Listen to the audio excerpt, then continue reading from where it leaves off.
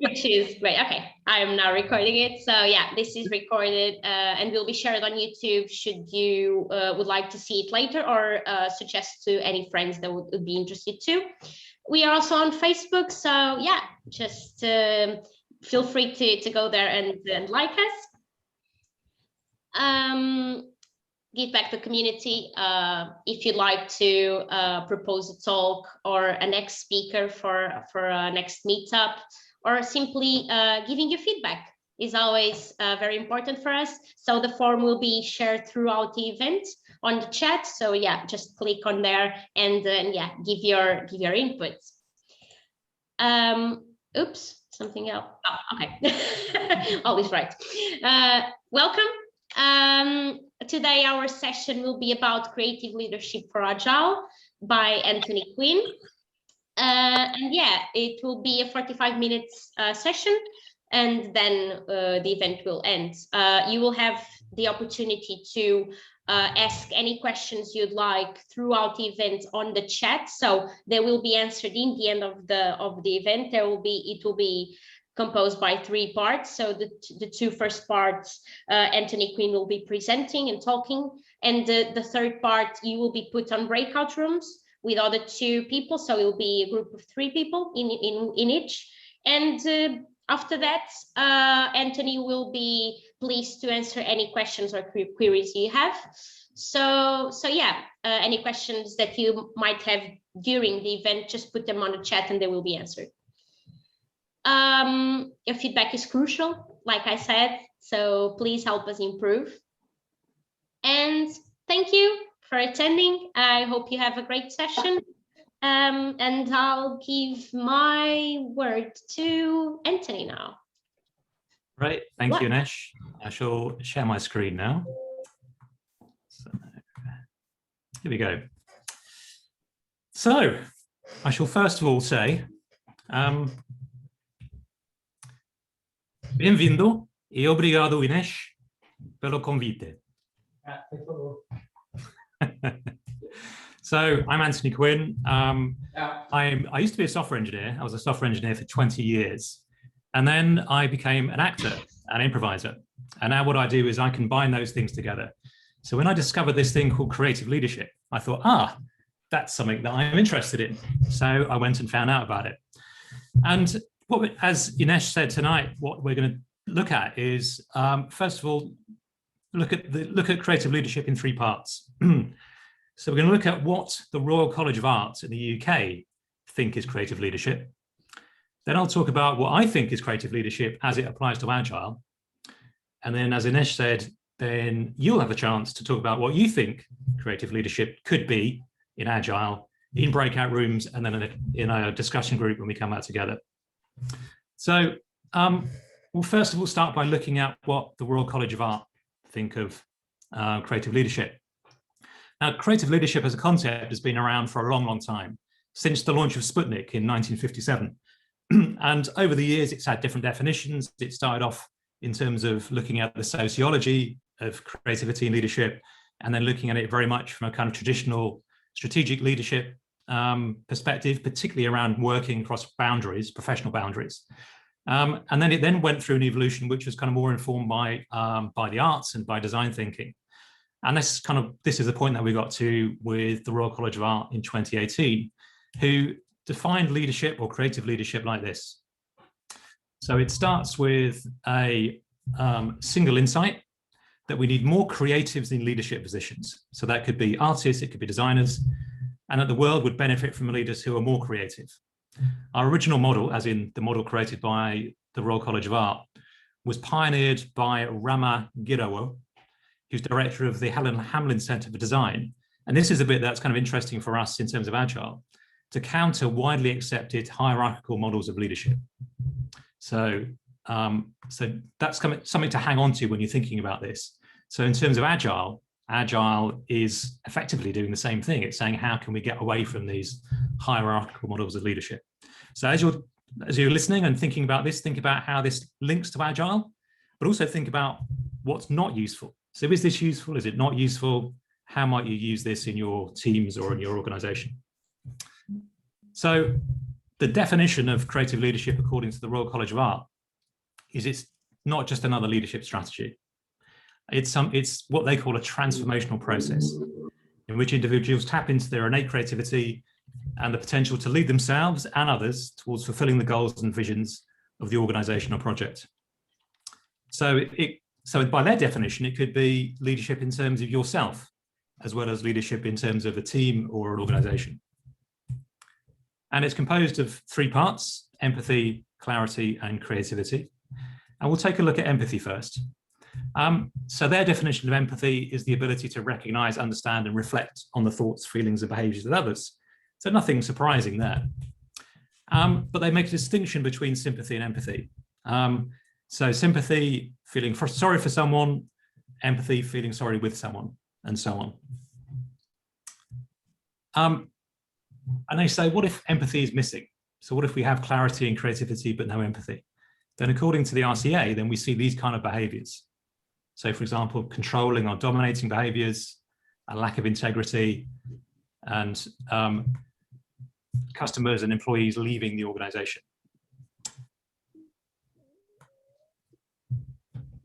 And according to them, then we often see this, or we're more likely to see this in product companies, technology companies, relevant to us, law firms, and finance. And the kind of things that you might hear someone say or find on their website are, we are the world's best, or we made record profits. So very much about the self, themselves, rather than about the people they serve.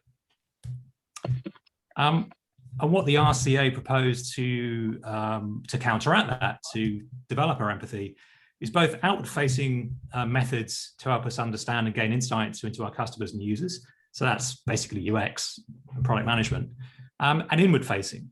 So effectively, they're taking similar kind of approaches to the people that we work with in our organizations. So the takeaway from this was that to understand that people see and interpret the world in deeply personal and unique ways. So another way of saying this is we're all different. And it's a question of how do we step into the shoes of someone else so that we can see the world from their perspective. So the second thing is clarity. They define clarity as having a clear understanding of the vision and direction of an organization or project, and the ability to effectively communicate this to a variety of audiences. So, and they make a distinction between kind of traditional leadership, which is about consistency, versus creative leadership, which is about clarity. So in traditional leadership, you may have tunnel vision. So you fixate on the end result and you don't really care how you get there or the impact that it might have on others. You're also linear because you've got that kind of tunnel vision. So you just want to get to that point as quickly as possible. And it may mean that you break some eggs to make the omelette on the way. And then the final thing is authoritative. So it's the sense of the leader is in charge and the leader knows what to do, versus a more collaborative and flexible approach, which would be much more in line with our agile practices. And we also can look at what happens if clarity is missing. So some of the things that you might see in a team or an organization is identity crisis, choosing short-term quick fix solutions, or blaming outside factors or people outside the team or organization. You often see this in startups, and you see this in other organizations as well. And you might hear something like this: we are really good at what we do, but we have no clue where we are going. So in terms of clarity, we often think about clarity in communication. So we think about this in terms of marketing or in presentation skills, for example. But there's also clarity in observation and interpretation. And again, this is really important in terms of thinking about Agile, because if we're going out and trying to understand the needs of our customers, then we need to be able to separate what we observe from what we interpret, and to be really clear when we're doing that and when we're not doing that. And according to Satya Nadella, the CEO of Microsoft, then clarity is the most important attribute that any leader needs to have. And again, thinking in terms of Agile, he says, in an ambiguous situation where there cannot be complete information, that is when leadership will matter. So in terms of the takeaways for clarity, the RCA recommends that we listen for the meaning behind what people say. So we're not just listening to the surface detail, but we're going below that into the depth of what they're saying. Clarity does not preclude creativity, so we can be clear and creative. And it's important to represent your view, and you don't always need to fight a point of view. So you can be clear about your point of view and accept someone else's point of view. So the final part to creative leadership then is creativity. So that's an obvious one. And the Royal College of Art define this as the ability of an individual or group to utilize their intellect, skills and resources to create solutions, services and products that are novel, useful and relevant. So the novel, useful and relevant, I mean, I think that, you know, anyone in terms of product management or product design would be familiar with those words. And again, thinking about traditional management or traditional leadership versus creative leadership, we want to get away from this idea of brawn, you know, that we will just kind of go in and use everything that we have, you know, attack it with our muscle rather than our brain. That we're single-minded. So we have this kind of single-minded approach rather than an open-minded approach. You know, we're open to doing things differently, to rethinking the problem. And it's the difference between, for a leader, of looking good and doing good, to actually making a difference in the world and doing something useful. So again, if creativity is missing, then we might see linear problem solving, stuck in the old ways, doing things the way we've always done things, and decision making informed by analysis as opposed to more creative methods. So we sometimes see this in family-run businesses, and a common phrase that you'll hear is, we've always done it this way. And I'm sure that, I don't know, I've certainly been in organizations where that's been said to me, and I'm sure you have too. And so something that we can think about in terms of creativity in our teams is, rather than thinking about how creative are you, we can ask, how are you creative? And I'll come back to that later.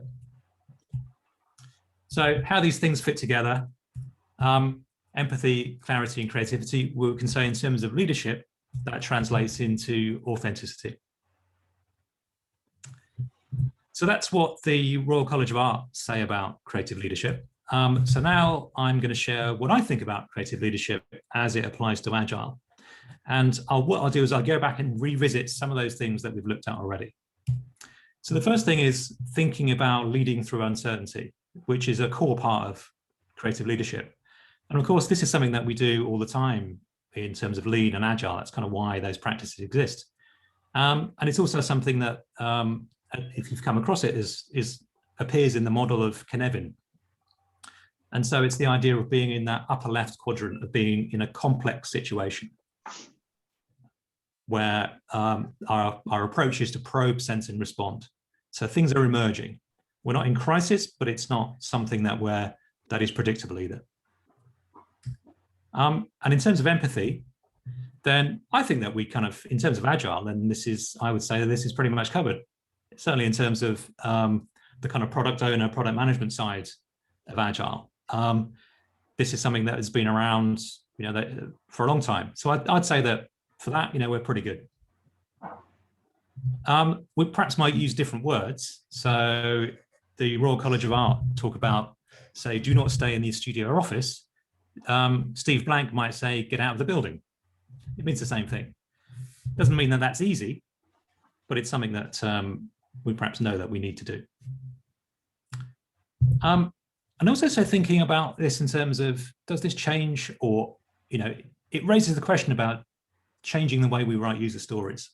So I've just put up, you know, the standard template there for user stories, because one of the things that the Royal College of Art say, in terms of what they do, in terms of their design work, is that they talk about people, not users or consumers. And I was thinking about this in terms of the way that we describe users in stories, or the way that we describe users in terms of the beneficiaries of what we're creating.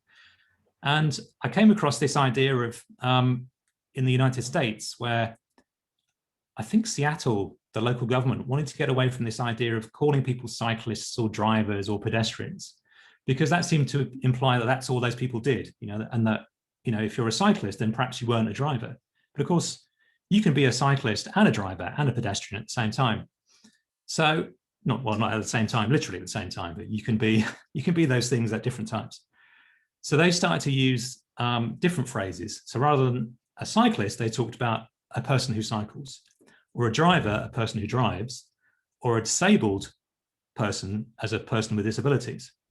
So thinking about that in terms of our user story template, then we might think about as a person who cycles, or as a person who drives, or as a person with disabilities. And I wonder whether that will perhaps encourage us to, or change our way of thinking to recognize that that someone can be all of those things. So that's a question perhaps to consider. Another thing that the Royal College of Art say is that they really don't like personas as well. And I think that's because in their experience of working with lots of other companies is that often personas have been created where they've remained fictional characters. You know, there isn't really any research behind it, and people kind of use these as a crutch. You know, they kind of think, oh, we should do personas, so we'll just kind of make them up. Whereas they prefer to talk about the real person, to talk about someone that they've met, they've done research with, and then to use their real name. So again, thinking in terms of user stories. So if you use personas, so for example, if you have a persona called Max or a person called Daniela, then if Max and Daniela are politicians, and you've got a good understanding of who they are and what they're trying to achieve, then you might consider talking about them using their real names. So as Antonio Costa or as Angela Merkel, for example. But there's also the question of, you know, that doesn't necessarily mean that we should throw personas away. So it might still be useful to start with proto-personas to test our assumptions. So when we're starting afresh, when we're incomplete, we don't know who our audience is. We don't even know what the problem is that we're trying to solve. We have a hypothesis for that. We have a set of assumptions, but we need to kind of go out into the world and find people to test those assumptions. So I think in those cases, then definitely proto-personas have a place. And then the question is, do we drop those personas when we have enough and relevant information about real people? So the Royal College of Art also have this idea of lead users. This may be something that you come across, but something that I especially liked about that was to get us to think about who would be the lead users for a particular product, especially those who love the product or hate the product. Now, that's not something I've ever thought of before, which is to talk to people who hate the product. And I thought, well, what can we learn from them? What are we missing? And particularly, what unintended consequences have we created that would lead someone to hate a product? And the takeaway in terms of their takeaway in terms of understanding that people see and interpret the world in deeply personal and unique ways. Well, there's both that sense of empathy for people that we work with, so people in product teams, engineering teams, marketing, and administration. Then there are people who use or buy the product, particularly those who love or hate the product or service. And because we often work in international multicultural environments where our teammates and our users or our customers are from all over the world, then that level of empathy doesn't just require emotional intelligence, it might also require something called cultural intelligence. So that's the ability to work well across cultures. So in terms of clarity, then what I found that this was the most surprising and most interesting element of all three of those things for me. I was kind of expecting to see empathy, I was expecting to see creativity, but I wasn't expecting to see clarity. And I kind of wonder whether this is the most valuable thing that we can take away from the Royal College of Art's definition of creative leadership. So in terms of thinking about those traditional forms of leadership versus creative leadership, then I think that in terms of Agile, then I would say that, you know, Agile teams that work well, they're flexible, they're collaborative. So we've got that kind of covered.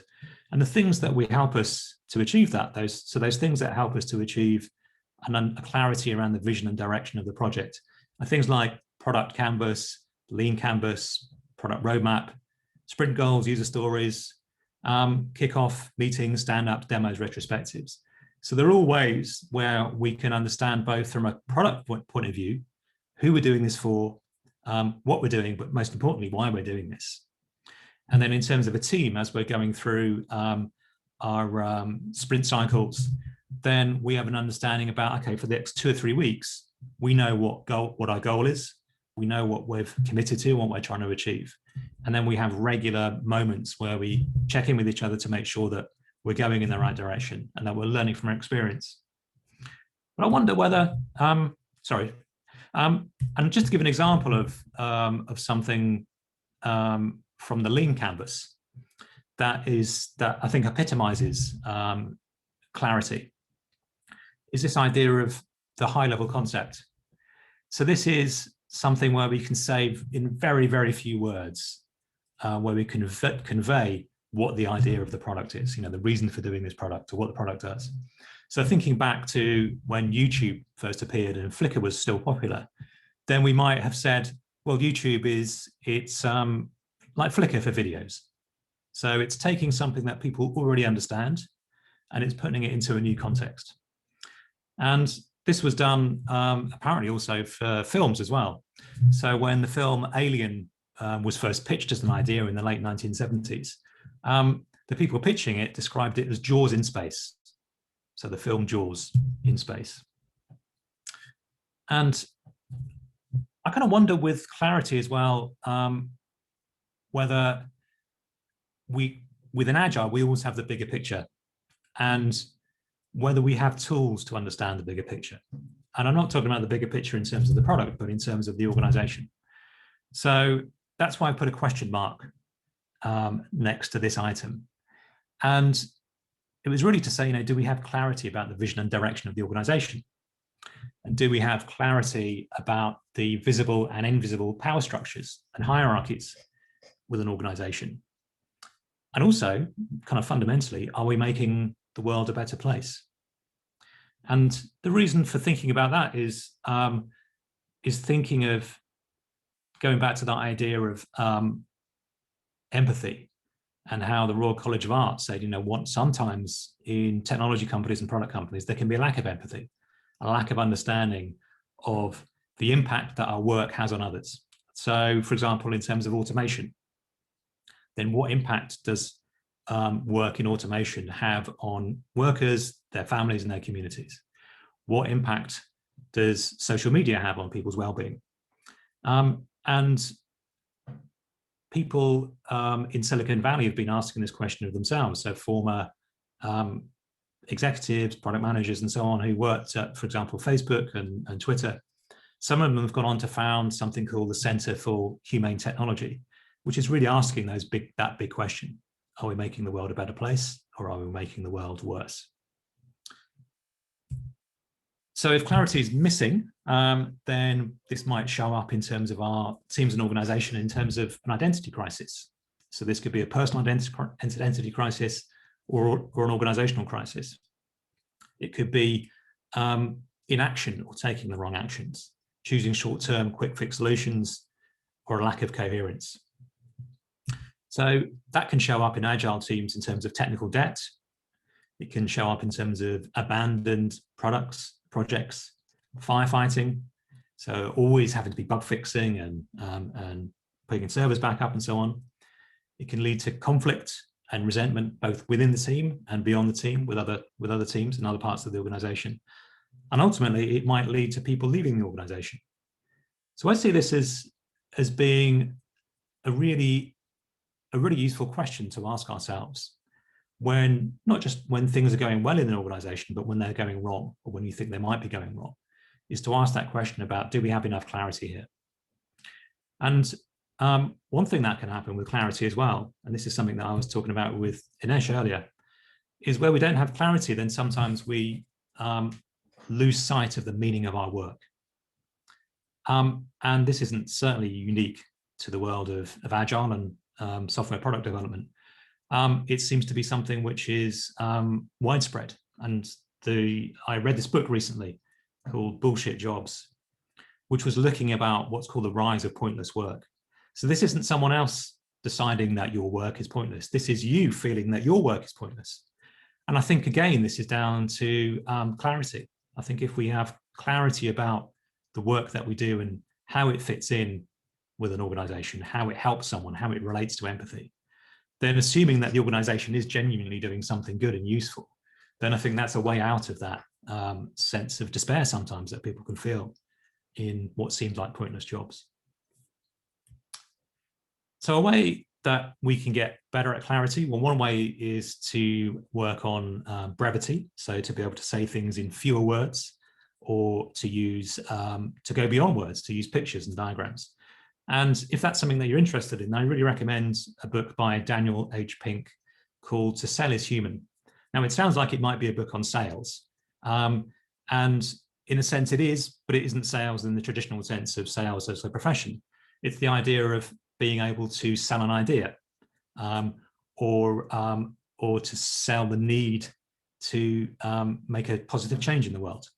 And within the book, there's some really nice exercises in there to help you work on clarity and to convey information in an impactful way. And I would say, as a rule of thumb, then the fewer the words that you use, the more impact you have. So if you use fewer words, you have more impact. So in terms of the takeaways from the Royal College of Art, one thing is they say that is to listen for the meaning behind what people say. And this, I would say that this is something that's fundamental to all forms of coaching, including agile coaching. So we want to be listening and noticing not just the words that people say, the surface meaning, but what's underlying that. What are the themes that are emerging? What are the emotions that someone is experiencing? And something that that was shown earlier on was to represent your point of view. You don't always need to find a point of view. So the way that I see this in terms of teamwork, working in agile teams, is to take this, what's called a yes and approach to collaboration and group creativity. So this is the idea of accepting what someone says, accepting someone else's reality. It doesn't mean that you have to agree with them, but you do accept that that thing is true for them. And it also means not censoring yourself and not censoring others.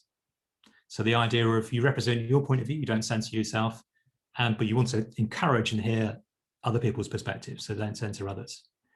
And this kind of yes and approach, I would say, is essential for divergent thinking. So that's thinking that expands possibilities, both in terms of understanding a problem. So what are all the possible causes of this problem? And then once we have a good understanding of that, what are all the possible solutions to that problem? And finally, in terms of creativity, again, thinking about teamwork, agile teams, moving away from brawn, so muscle, to brain, then I would say that what we want is group genius rather than lone genius. And we want group mind. So how can we find ways to get the best from people without having group think? So without getting stuck in patterns of thinking because we're in that group. Open-mindedness means asking those questions. Are we solving the right problem? How do we balance productivity and creativity? So I would say that Agile, we're very good at getting things done. So very good at productivity. And then the question then is, are we finding the right balance with creativity? And what does that look like for our team? And then the idea of doing good, I would interpret this as the idea of no rock star developers. So the idea that no one is above doing the work that needs to be done. And I've certainly worked with people who thought that certain types of work was beneath them, that they were a senior software engineer and, this bit of testing, someone else can do that who is less important than they are. And I think that really undermines that sense of team membership and group membership. So I would say that doing good is about serving the needs of the group, whatever those needs are, and making others look good. So getting away from the idea that I always have to raise my status and think about how do I raise the status of others, no matter what level they are. Even if they're the most junior person in the team, how can I make them look good? How can I create the conditions for them to do their best work? And I would say that if you're interested in exploring those ideas around group creativity, then I'd really recommend a book called Improvisation in the Theatre by an author called Keith Johnston. And I've done a couple of workshops with Keith. So these are acting workshops. And one of the best bits of advice that he ever gave me in an acting workshop was to be more boring. So I was trying too hard in a scene. And what the scene needed was for me to be more boring, because I was trying to take the focus. I was trying to be the rock star. Whereas what that scene needed at that time, what the team needed, was just for me to step back. So if creativity is missing, how might this show up in Agile teams? Well, we might hear, well, we've always done it this way. And sometimes we might think, well, sometimes waterfall is the right approach. You know, we don't always have to use Agile. You know, if we are, the classic example, if we're building a bridge, then waterfall is the right answer. But also we might ask ourselves the question of, we've always done Scrum, Lean, Kanban this way. So again, it's doing that thing that we all know we should do, but don't always do, which is not just to follow the rules of Scrum and Kanban, but also to continuously question what we're doing, to find new ways of working, to find new ways of adapting processes to the particular needs of our team and our group. And this idea of moving away from thinking about how creative are you to how are you creative? I think this is a really good question to ask ourselves. So really good questions for Scrum Masters, developers, product owners, etc. And I think that we can think about that in terms of, how can I create the right conditions for you? And how can you create the right conditions for me to do our best work? So now I'm gonna hand over to you in a sense. So Ines is going to create some breakout rooms.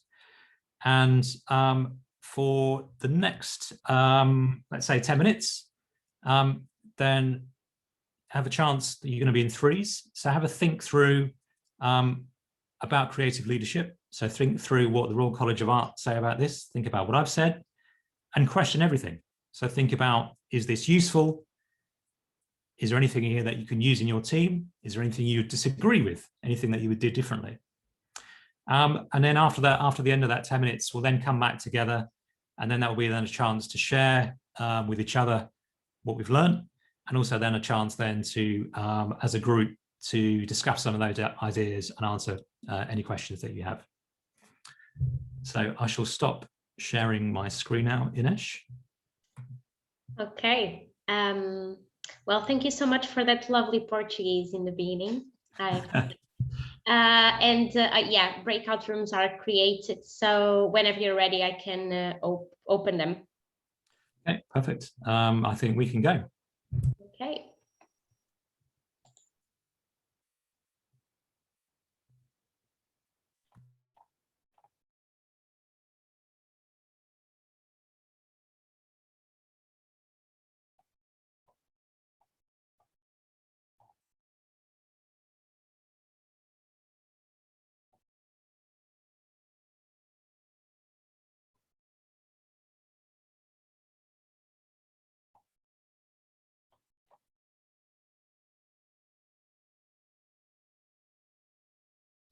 I think Zoom is so intelligent that for some reason it didn't put me and you on the breakout room. I was expecting for it to assign everyone, but it didn't. So it's interesting.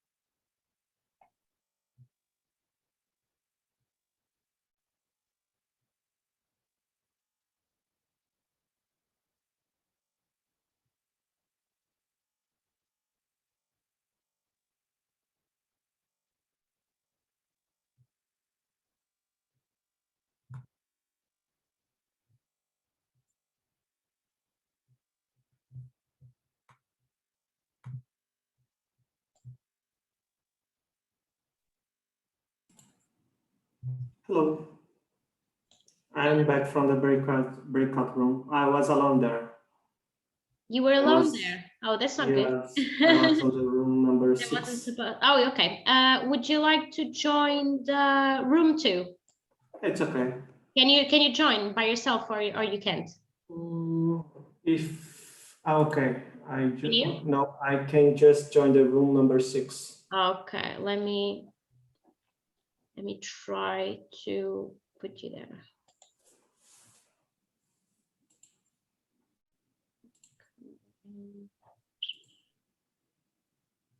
Okay. I know what to do it. Okay, here we go. You can go now. Thank you.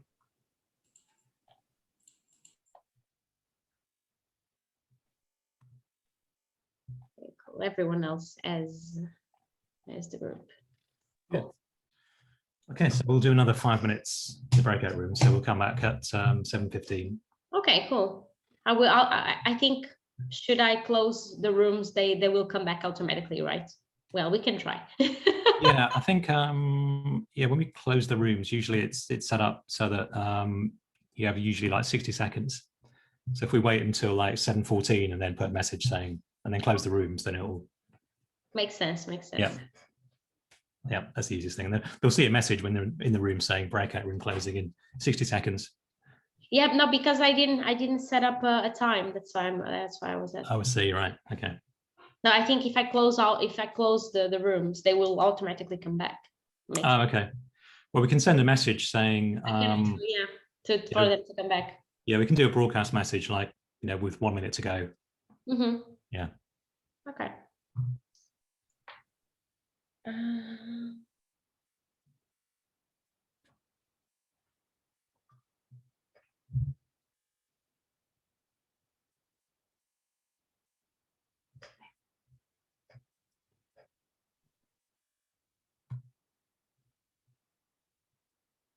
I really love the presentation. It's amazing about it's interesting that the clarity value was the one that I was more surprised as well.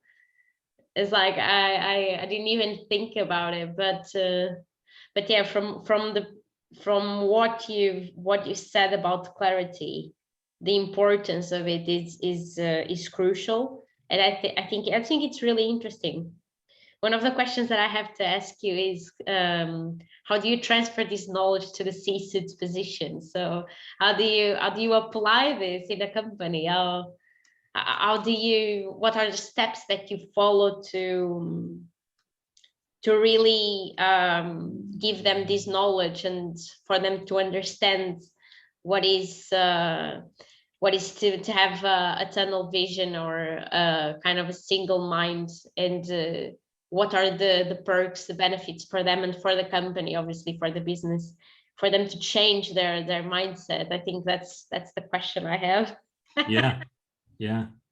Well, I think I don't have much experience of working with C-suite, but I kind of did something because I only discovered the Royal College of Art's definition of creative leadership a month ago in March. Oh, okay. So it's brand new. So this idea of clarity, I think that's what was really interesting for me, because I was familiar with the Center for Creative Leadership, which is like from the 1970s. Yeah. And the Think School of Creative Leadership, which is in Amsterdam. I kind of know what they do. And so last year I ran a series of leadership retreats for a pharmaceutical company. And so it was kind of bringing in some of those ideas, but not clarity, because that's not something I knew then. And I thought, actually, that's the thing that they really needed. Because they're all medical leaders working in a very fast changing scientific environment in genomics, cancer genomics.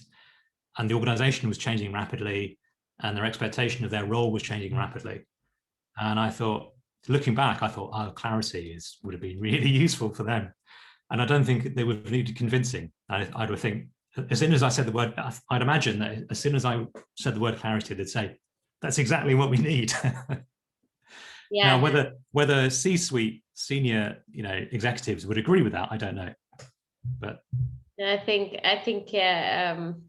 I don't agree with that statement that there is a rupture on relationships between leadership positions and well, it's not that there isn't. Obviously, in some cases there is, but that is not always the problem. So it's not that it's impossible to give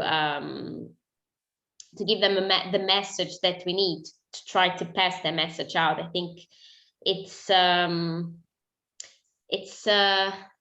more than that. It's way more than that, and that's I think where all the change resides. Because as you said before, and obviously we already know in Agile, if there is no flexible or collaborative environment, you can't really do Agile, can you?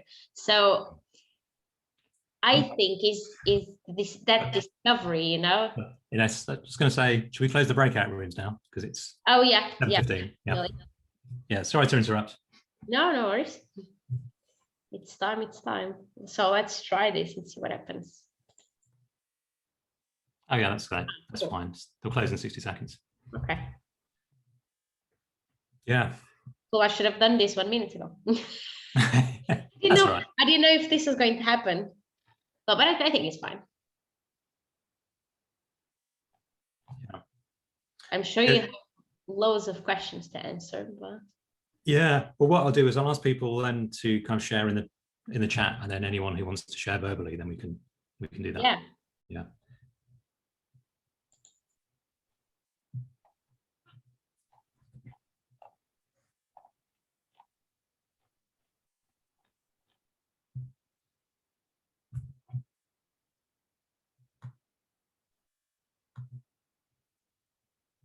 So I'll just bring my slides back up.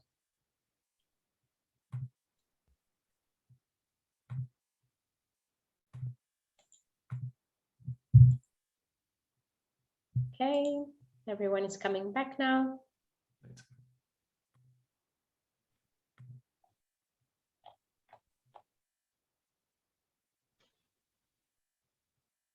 Okay.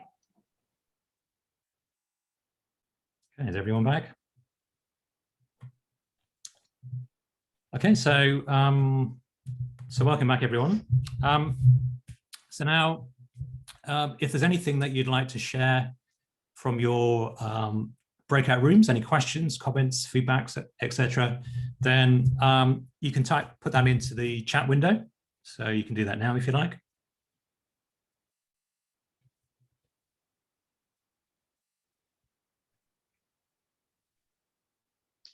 Obviously, if you prefer, feel free to unmute yourself and just ask the question. So Monica said, I think that we miss people. I don't know if this is a comment or if we actually miss people on Zoom.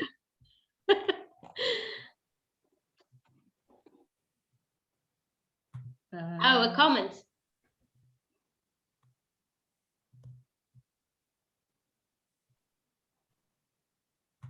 Okay, so clarity was a common point with people.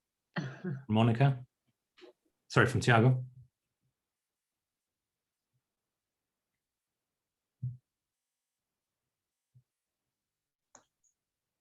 So curious to acknowledge that creativity keeps boxed into the group of crazies. Would you like to say more about that, Georges? Yeah, sure. Yeah, basically, we pretty much like it's thrown around, creativity and its importance, but the truth is, like, to really get it incentivized and really make it people comfortable around it, like as David Kelly plays it around and throws out a series of examples. Truth is, it's still something that it's quite a novelty, actually. So you've got lots of literature and a lot of talks, but the truth is, like, even small companies and even within the startup realm, I wouldn't say it's like a commonplace for it to be seen as something that people can really be comfortable with and really see value in it, in people being comfortable with creativity. So it's we're really So I think it's like a sort of a mind shift that has to still take place. But it's something obviously will take time, and there are many good examples. But obviously, like I couldn't say that they really are. They set the standard. Sure. Yeah. So creativity still got that association with crazy ideas and crazy people.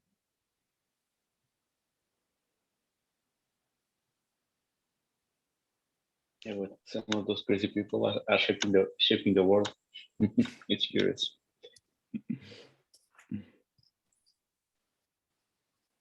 Well, I don't know. I could give like a comment, but I don't want to monopolize. So anyway, if anyone's got something to say, I will shut up straight away. But yeah, this is a subject that really dear to me. Actually, I took on this course by Tim Brown, the Leading for Creativity, and so it's great. Like he breaks it down to 3 steps, and it's nice to see this. This approach by the Royal College of these 3 areas.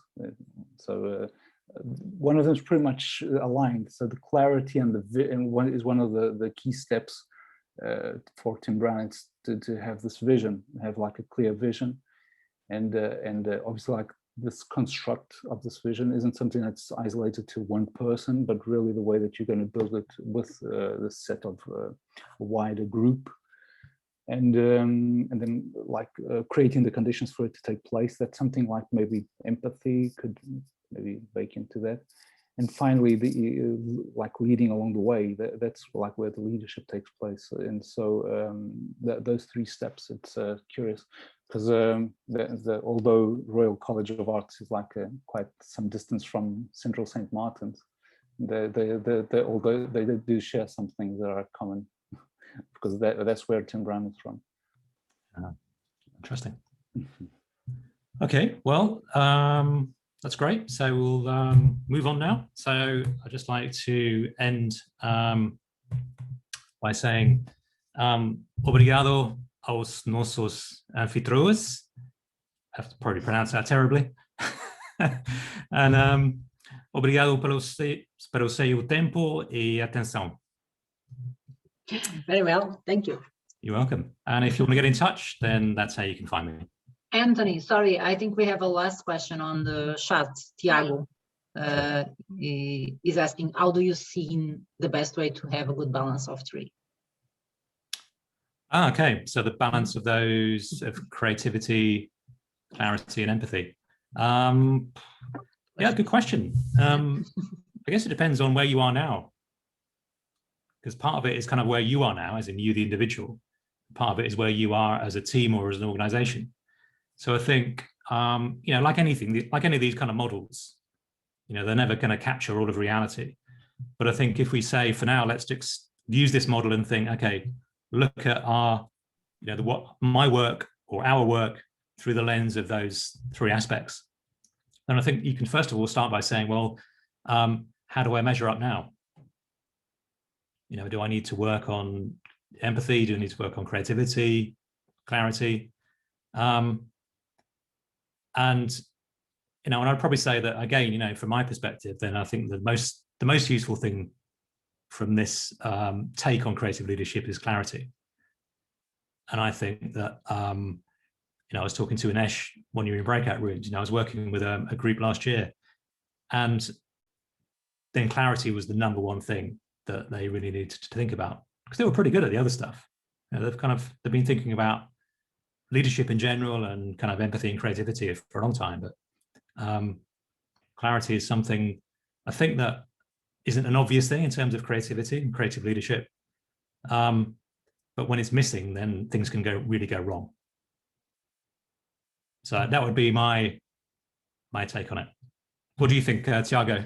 How would you find the balance? I agree that clarity is key. You need to have empathy. From my point of view, most of the time, I think that if you have empathy and clarity, creativity comes a bit along. Yeah. It's almost like you take care of the other 2, and then creativity takes care of itself. Yeah. That's my more or less gut feeling, or more or less my experience. But thank you for the answer. Excellent. Thank you for asking. Nice. Okay, I shall now hand back to Ines. Yeah, I'd like to ask if, don't feel shy if you have any questions, just open up, unmute yourselves, and yeah, we still have time. So yeah, go ahead, Jordan. My name's Jordan.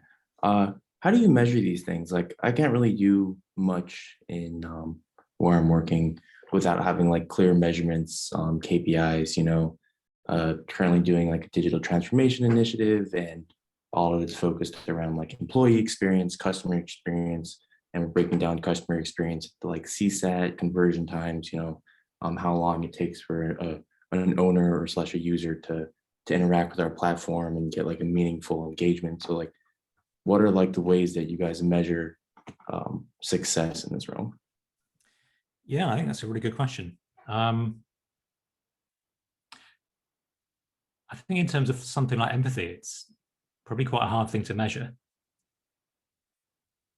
And it's probably not something that we often think about in terms of measuring, because it's quite hard to measure. It's a bit like economics, you know, it's easy to measure GDP. It's a lot harder to measure well-being or happiness. So I guess with empathy, it's always going to be a qualitative measure, I guess. And I guess it would be asking questions like, you know, who did I help today, or who did I help this year? So yeah, I don't know. I don't really know the answer to that. But if anyone else has some ideas about metrics, then I'd love to hear them.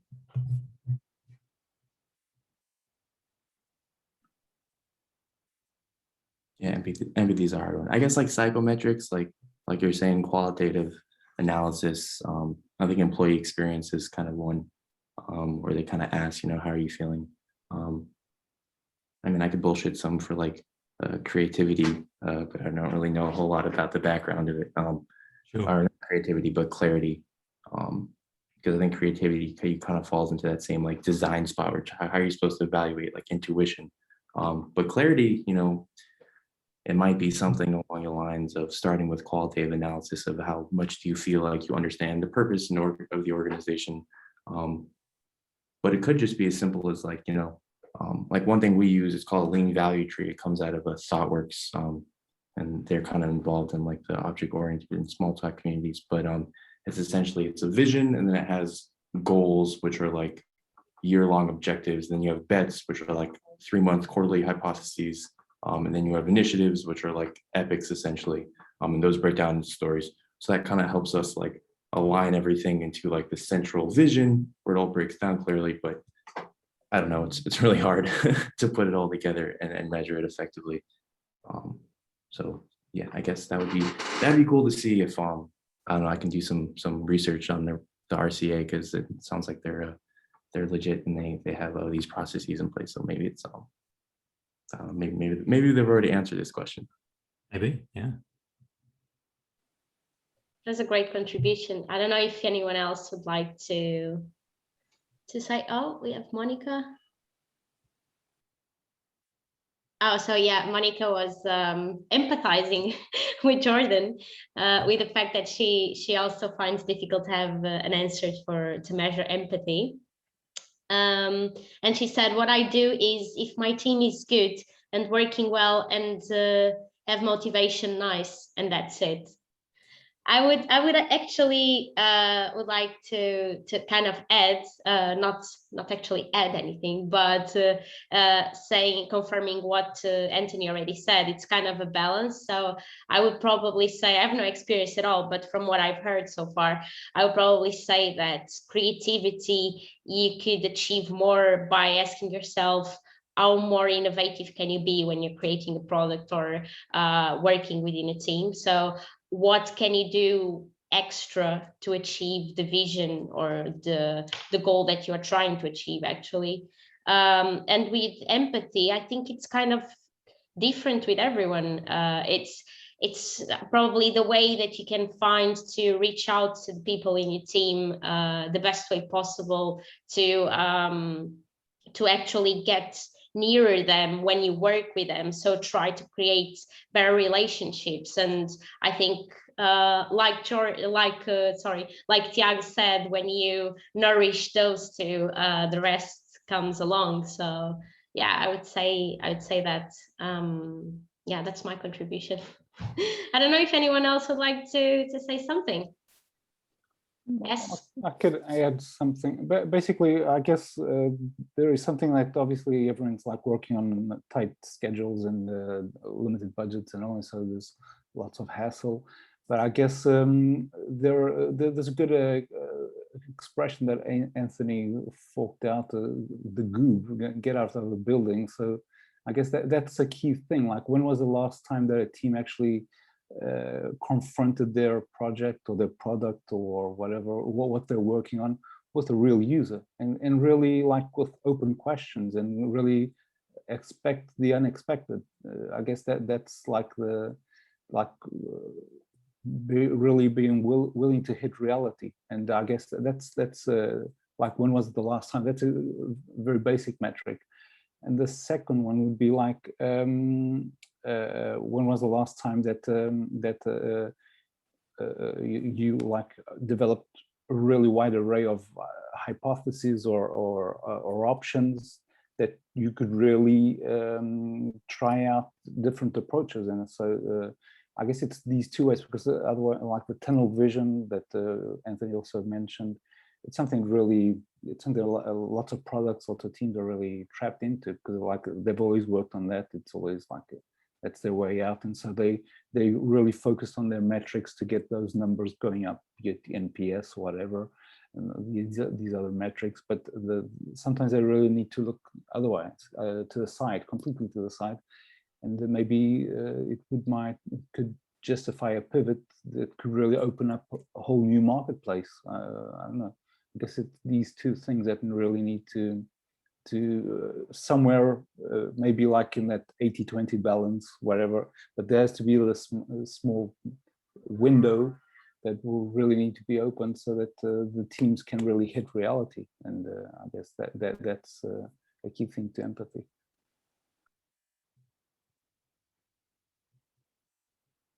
Anyone else would like to add something or ask something? Okay, well, actually we reached our time frame, so we were able to keep it within the time box, actually perfectly, because we started at 6:32 and we ended at 7:32. So congratulations to everyone as well. I hope you enjoyed it. I hope it was good. I hope you've learned something new today, which was the main reason for this. Thank you so much, Anthony, for your incredible presentation. I've learned a lot. So yeah, hope you liked it. Don't forget to fill in our form, very important. Exactly. Please give us feedback so we can improve for every meetups. Thanks for attending, and see you on the next time, right? Yeah, take care, guys. Thank you, everyone. Thank you. Bye-bye. Yes, Thank safe. you. Bye.